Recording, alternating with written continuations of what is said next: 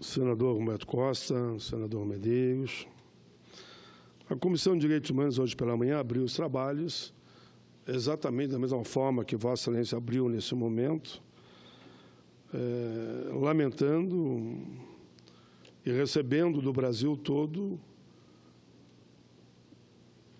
correspondência pelas redes sociais, mostrando a indignação do que aconteceu no Mato Grosso, chamado a chacina de Colniza. A Comissão de Direitos Humanos do Senado Federal já marcou, senhor presidente, em caráter de urgência, que teremos agora no dia 27 já um evento, dia 28 é a greve geral, consequentemente o Brasil todo vai estar parado, dia 1º de maio é feriado, para o dia 2 de maio, às 8h30, audiência pública para tratar da chacina ocorrida na área de Taraguaçu do Norte, a mais de 350 quilômetros da zona urbana de Colniza, município 1.065 quilômetros de Cuiabá, Mato Grosso. 9 trabalhadores rurais foram covardemente assassinados na última quarta-feira. São eles, e aqui eu vou ler, senhor presidente, dizer que hoje pela manhã, todos presentes naquela comissão, a partir do momento que eu lia o nome, diziam presente. Eu vou me dar o direito, assim Vossa Excelência permitir, de no encerramento a gente dizer presente. Fica aqui o nome dos trabalhadores rurais que foram covardemente assassinados. Aldo Aparecido Carlini, Edson Alves Antunes, Ezequias Santos de Oliveira, Fábio Rodrigues dos Santos, Francisco Chaves da Silva, Isaú Brito dos Santos, Samuel Antônio da Cunha, Sebastião Ferreira de Souza e Valmir Rangel do Nascimento. Presente, porque de uma forma ou de outra, eu diria que a luta deles não termina. É uma luta permanente, com o direito de na terra trabalhar. Lamentavelmente, esse governo transitório que está aí, que agora tem que responder a momentos como esse, onde está, senador Humberto Costa? Claro que eu não pergunto a Vossa Excelência, mas pergunto ao Presidente da República, onde está o Ministério da Reforma Agrária? Ele acabou com o Ministério da Reforma Agrária. Onde está o Ministério da Previdência? Acabou também. Onde estão as políticas públicas para atender aqueles que mais precisam? Essa é a pergunta que fica e não quer calar. E lamentável eu vim para a tribuna e dizer que a violência, uma ação totalmente desumana, campeia pelo nosso país cada vez mais. Vejam, alguns dos corpos foram amarrados e outros decapitados. Decapitados. Conforme os policiais e peritos que deram já um parecer nesse início da semana, porque só ficaram sabendo na quinta do que aconteceu, havia sinais fortes, não é indícios, é sinais, e viram no corpo dos mortos, que eles foram torturados antes do assassinato. A suspeita, segundo as autoridades, que o crime feito sejam de mando de fazendeiros. E a região, já há muito tempo, é anunciada uma área de conflito agrário. O crime seria motivado por disputa de terras na região e foi cometido por um grupo encapuçado, segundo testemunhas. Uma força-tarefa foi montada pela Secretaria de Estado de Segurança Pública, SESP Mato Grosso, no município para a investigação do crime. Segundo os policiais que estão atuando na investigação do crime, o clima lá é de medo. Diz um dos policiais, o clima é de medo em Itaguaçu do Norte, onde moram cerca de 100 famílias. Os moradores estão abalados, assustados, e a segurança no local foi reforçada. Queremos dizer, senhor presidente, que nós marcamos uma ida ao Mato Grosso e Mato Grosso do Sul E está confirmada a agenda. Vamos lá. Está confirmada a agenda, vamos lá sim. Porque entendemos que atos covardes como esses não devem assustar o povo brasileiro e cada um deve fazer a sua parte, de forma tal que os mandantes, e não somente os criminosos, respondam por esse crime hediondo, porque é um crime hediondo, sim. Eu dizia há poucos dias nessa tribuna que o governo, da forma que está atuando, está cutucando o tigre com vara curta. Quando ele começa a desmontar as políticas públicas, as políticas sociais, pode ter certeza que a violência só vai aumentar. Os dados que eu li hoje e o vídeo que passei, senador Roberto Costa, senador Medeiros, que recebi hoje pela manhã da Comissão para as Águas da Terra, é de fato fazer com que as pessoas chorem. E assim foi que eu recebi inúmeras correspondências pelas redes sociais, mostrando a indignação, a tristeza e o choro do povo brasileiro quando perde de forma lamentável 9 de seus filhos, que queriam só ter o direito de ir na terra trabalhar, semear, produzir o alimento para nós que ficamos na cidade e, naturalmente, para manter a sua vida na área rural. Essa é a vida real lá no campo. E por isso que, quando a gente tem que debater aqui reforma da Previdência Trabalhista, tem que fazer o vínculo. O assalariado no campo vai ficar como? Se com a lei de hoje ele é tratado assim, na base de cortar o pescoço foram cortados muito, conforme a informação que eu recebi, na base do facão. Como fica o direito do trabalhador rural, que tem lá uma chamada economia familiar, que tem que trabalhar da manhã à noite, se o seu benefício em relação à Previdência tem a tendência a desaparecer? Qual é o incentivo que essa juventude tem para continuar produzindo no campo e vendo situações como essa acontecer? Senhor presidente, eu quero também, nessa tarde, falar dos manifestos que temos recebendo na Frente Parlamentar Mista em defesa da Previdência dos trabalhadores, dos mais variados setores da sociedade. Mas quero tratar com muito carinho aqui o setor das igrejas, e não somente de uma igreja. Quem recebe esses vídeos, pela internet, está vendo que os padres estão abertamente nas igrejas, e que bom! Isso sim é servir a Deus e aos homens e às mulheres de bem. Os padres, as freiras, os pastores estão chamando a população para participar das grandes mobilizações do dia 28. Eu, nesse período que estou no parlamento, 32 anos, nunca vi isso. Nunca vi, nem na Constituinte não vi. Soube, senador Roberto Costa, que os metroviários já disseram: quem tem voo para o dia 28, suspenda. Eu estou numa atividade em Minas, contra a reforma da Previdência e contra a reforma trabalhista. Eu ia votar no dia 28, de manhã, mas voltarei 27 à noite. Eles adiantaram um pouco o evento, vai iniciar às 2 horas, depois eu volto para Brasília para estar aqui acompanhando esse movimento. Os aeroviários já anunciaram: quem tem voo para o dia 28, desmarque, não terá voo. Os motoristas de caminhão me avisaram agora que eles também vão parar em partes do país, porque querem saber como é que fica a aposentadoria deles, que não sabem. Os professores já decidiram que não adianta dizer que vai fazer, não vai fazer, porque vou fazer, não vou fazer, fica naquela lambança de um governo irresponsável, que não sabe para onde chuta agora. Já decidiram pela paralisação, tanto os professores da área pública como da área privada. Os policiais civis, que eu tive aqui uma audiência pública a semana passada, eles disseram o seguinte: olha, resolveram que a gente não pode fazer greve. A gente sabe o que fazer para colaborar com a greve, e vão fazer. Disseram aqui na audiência pública, está lá seus líderes.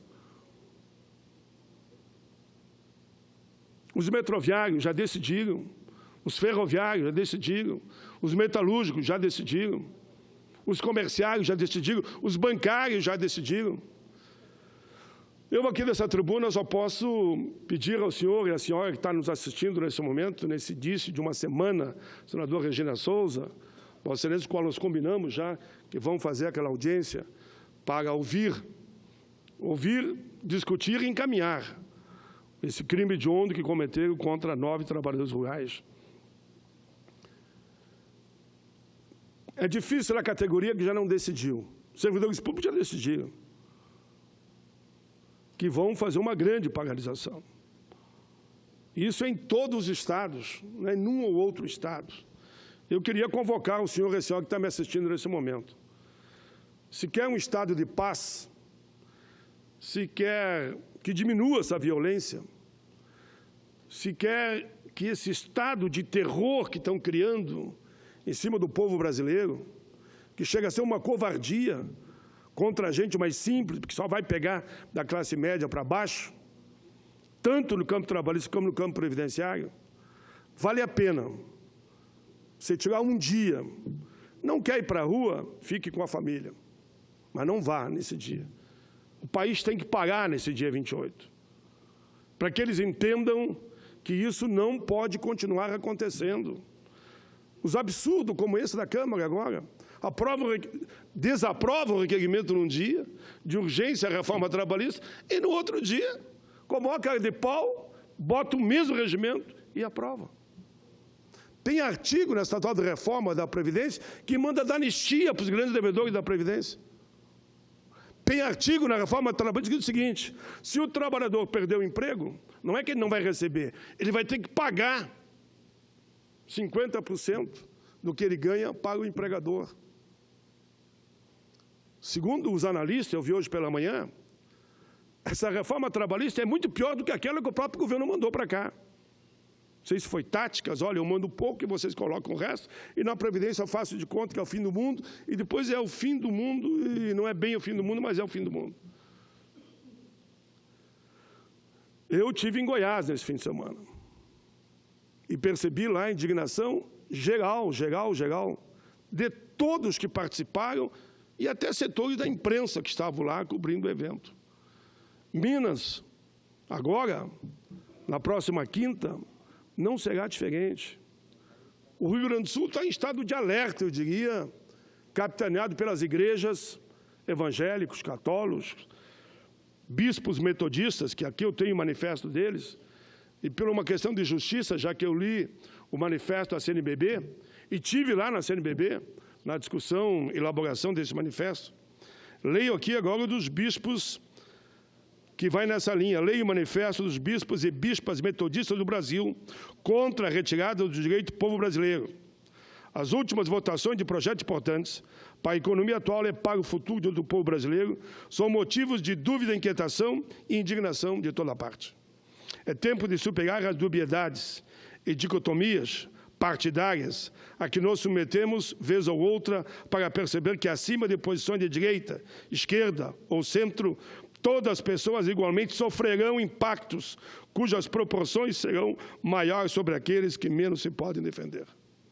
Por isso, a Igreja Metodista, como foi a Igreja Batista e tantos outros, se soma às demais vozes que já ecoam, profetizando e denunciando os perigos da precipitação de tomada de decisões, sem levar em conta os clamores populares que de todos os lados clamam por cautela, transparência nos interesses que levam ao momento crucial que experimentamos.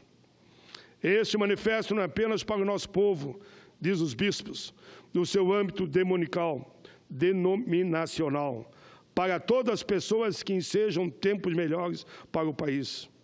Como luz de graça e da justiça de Deus, para todos os povos da terra, como herdeiros e herdeiras de promessas divinas feitas a Abraão, de que todas as nações podem e devem ser abençoadas. Isso significa paz, justiça, equidade e proteção para todos e todas. É senso comum de várias vertentes de análise que o atual governo, esse executivo, bem como o legislativo, vem tomando medidas que afetam negativamente e empobrecem mais o nosso país. Essas medidas em nada vão melhorar o sistema de saúde, a educação, a previdência, a segurança. Ao serem postas em votação, todas essas medidas, na verdade, são corroboradas pelo Congresso, aí refere-se à Câmara e Senado, por homens e mulheres cuja eleição aconteceu para que fizessem leis justas, visando garantir uma vida digna para o povo e o que é o bem mais precioso da nação. Entretanto, grupos econômicos e capital estrangeiro têm tido primazia sobre os interesses da nação brasileira. Só servem ao interesse dos 5% mais ricos. Quem falará pelo povo? Acreditamos que o próprio povo tem que tomar essa responsabilidade para si, indo às ruas. Por isso, deve-se utilizar de todos os mecanismos de pressão política para exigir que deputados federais e senadores e o próprio governo parem de produzir leis e projetos de leis que tiram ou que diminuem o direito conquistado sob luta através de seus órgãos representativos no longo da história, como sindicatos, federações, confederações e pela própria central ou pelo próprio povo em movimento de rua. Um exemplo concreto da disparidade pode ser encontrado no imposto de renda. Há quanto tempo não se corrige de forma precisa a tabela? Segundo o informativo G11, ou G1, em 20 anos, a defasagem em relação à variação da correção da tabela, em relação à inflação, somou 72,2%. Isso é uma forma indireta de aumentar a cobrança de imposto. Mais gritantes, porém, são duas PECs. A 241, sobre o teto de gastos públicos, que prejudica a educação e a saúde, que já foi promulgada, que congela tudo por 20 anos, e a 287, que trata a reforma da Previdência, e por aí vai a reforma trabalhista. Essas propostas estão em debate na Câmara. Já recebeu centenas de emendas. Como fica a vida do trabalhador? Como fica a vida daqueles que querem sonhar se aposentar? Por isso, os bispos e bispas metodistas oram para que deputados e senadores sejam tocados por Deus, de modo que suas consciências sejam despertadas, para que não aprovem essas leis que prejudicam o povo brasileiro. Também orientamos os metodistas para que utilizem os meios legítimos para fazerem pressão sobre os deputados e senadores, para que não aprovem medidas que firam e diminuam os direitos do povo.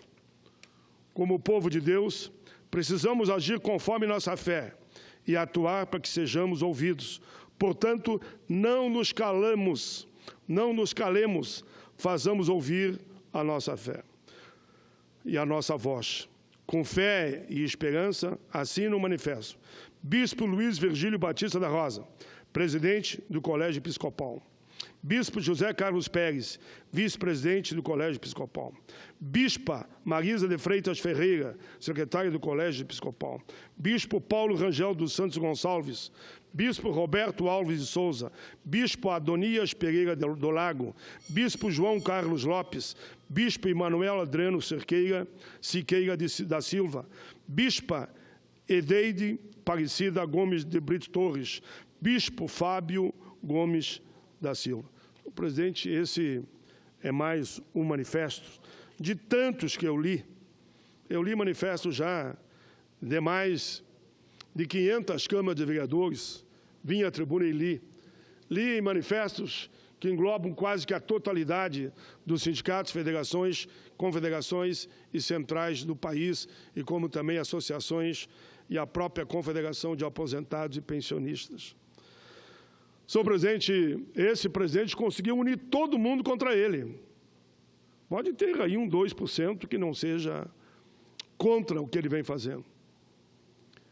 E ninguém é favorável a essa violência que campeia pelo Brasil e avança. Mas também eu tenho certeza que ninguém é favorável à reforma da Previdência, à reforma trabalhista e crimes hediondos como esse, daqueles que não querem nem saber discutir a possibilidade de o povo ter um pedaço de chão, não só para ser enterrado, como foi agora os 9 trabalhos rurais, mas também para que possam, na terra, trabalhar. Senhor presidente, eu tenho certeza que Mato Grosso chora. O Brasil chora. Não tem como a gente ficar insensível. Hoje eu vi um depoimento que diz que no Brasil morre mais gente pela violência na situação que nós encontramos, assalto, roubo, crimes como esses, assassinatos, que da guerra promovida pela Síria, na Síria.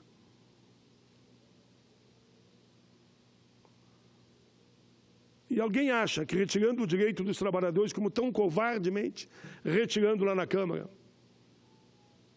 e acabando com a Previdência, o que é a Previdência? A Previdência Social, ela faz parte do tripé saúde, assistência e previdência, que é a Seguridade Social. Acabando com isso vai melhorar? Só vai piorar. Todo mundo vai ter que ir para fundo de pensão privado, não tem nem dinheiro para se manter, como é que vai pagar fundo de pensão privado?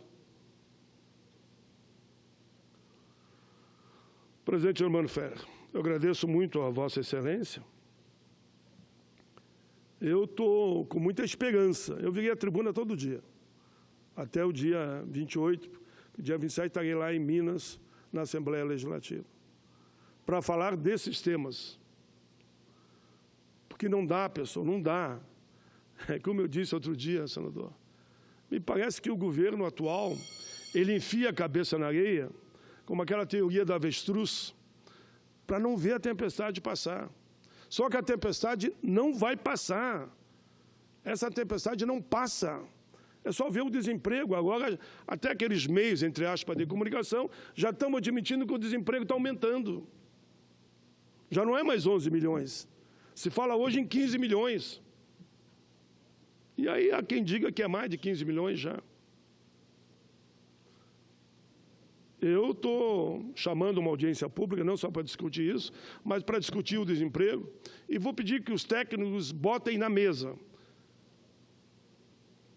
o número exato de pessoas desempregadas hoje nesse país. E só vai aumentar nos países que fizeram esse tipo de reforma, como a Grécia, Espanha e outros, só aumentou o desemprego. E eles sabem disso. Mas o interesse é sempre dos 5% mais ricos e do sistema financeiro. Então, Germano Ferrer, eu termino. Agradeço muito a Vossa Excelência. E dia 28, com certeza, nós vamos nos encontrar nas ruas desse país, dizendo não à reforma à Previdência, não à reforma trabalhista. Obrigado, presidente.